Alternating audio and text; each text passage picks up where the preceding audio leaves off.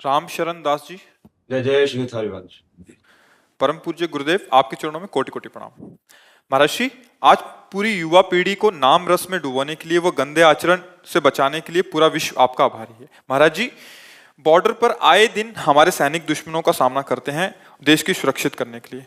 ऐसे में आए दिन हमारे कई जवान शहीद हो रहे हैं। ये प्रश्न उन शहीद परिवारों की तरफ से है, क्या शहीद हुए जवान अपनी आयु पूरी होने पर शरीर छोड़ते हैं या फिर ये अकाल मृत्यु है? नहीं, ऐसे में ये शहीद अकाल के मृत्यु परिवार का नहीं क्या है, कर्तव्य? जीवन की आहुति है। रण यज्ञ में जीवन की आहुति, इनको बिना किसी अन्य सपोर्ट के वो सुख मिलेगा जो बड़े बड़े देवताओं को प्राप्त होता है। भगवान के वचन है, युद्ध कर, जीतेगा तो भूमि का राज मिलेगा, और अगर मरेगा तो स्वर्ग का राज्य मिलेगा।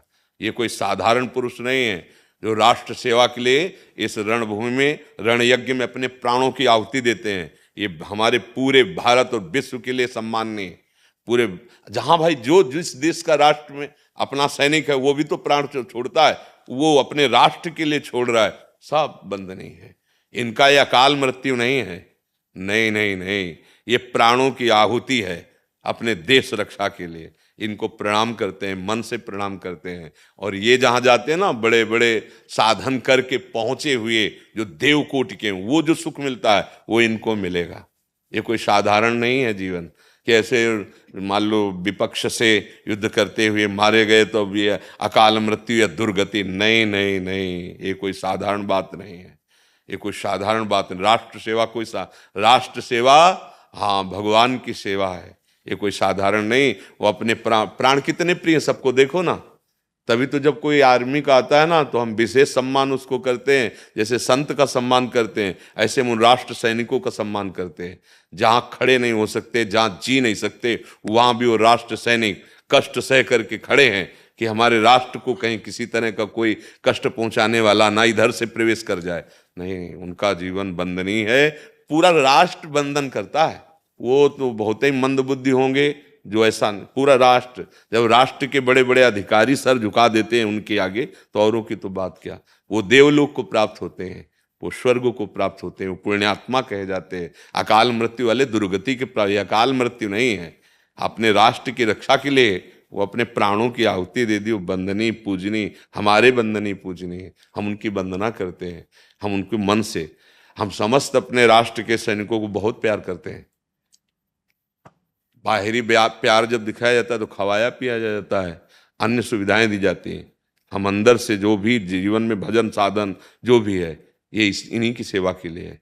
जैसे हम समाज सेवा कर रहे हैं तो हमारी समाज को सुरक्षित रखने की वो सेवा कर रहे हैं।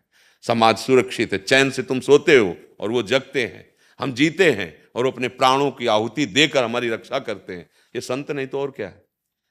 ये संत नहीं तो क्या है? वही तो संत जो परहित लाग तजय जो देही, संतत संत प्रशंसय तेही। हमारे जो शास्त्र कह रहे हैं, जो दूसरों के हित के लिए अपने प्राणों का त्याग, दूसरों के हित के लिए तो है। हम सब कौन है? उनके रिश्ते नातेदार थोड़ी हैं, हमारे देशवासी हैं, तो हमारी रक्षा के लिए उन्होंने प्राण त्यागे।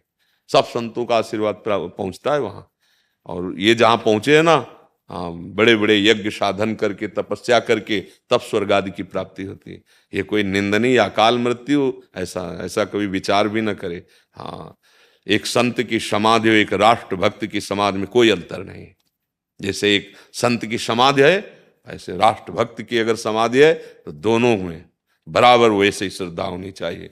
क्योंकि संत अपने जीवन को समाज सेवा के लिए भजन साधन करके, और सर्वे भवन्तु सुखिनः सर्वे सन्तु निरामया वाणी से, और वो अपने बल और बुद्धि से अपने प्राणों को समर्पित करके समाज को सुरक्षित रखते हैं। बात दोनों की एक हुई, एक भजन बल से, एक बौद्धिक और बाहुबल से राष्ट्र की रक्षा में लगे हुए हैं। तो दोनों की समाधि हमारे लिए बराबर। उनकी अकाल मृत्यु कैसे मानी जा सकती है? उनकी दुर्गति के विषय में सोचा भी नहीं जा सकता। नहीं, वो कैसे भी भाव से राष्ट्र सेवा में थे, वो स्वर्ग आदि को प्राप्त होंगे। समझ पा रहे आप जी?